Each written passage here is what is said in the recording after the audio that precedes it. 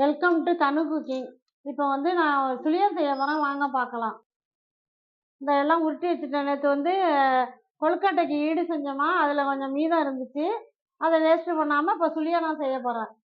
உருட்டி வச்சுட்டேன் இருந்ததை. கொஞ்சோண்டு மைதா மாவு வச்சுருக்கேன். உப்பு போட்டுக்குவோம். கொஞ்சம் காரத்துக்கு போடுற சோடா உப்பு கொஞ்சம் தண்ணி ஊற்றி கொஞ்சம் திக்காக கரைச்சி வச்சுக்குவோம். தோசை மாவு மாதிரி கரைச்சி வச்சுக்கணும்.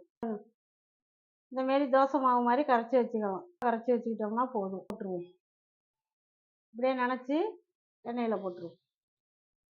வந்துட்டு இதை இப்போ எடுத்துக்குவோம். இந்த பாருங்க, எடுக்க போகிறேன். நான் எடுத்தாச்சு, வெந்து போயிட்டு எல்லாம் எடுத்துட்டேன்.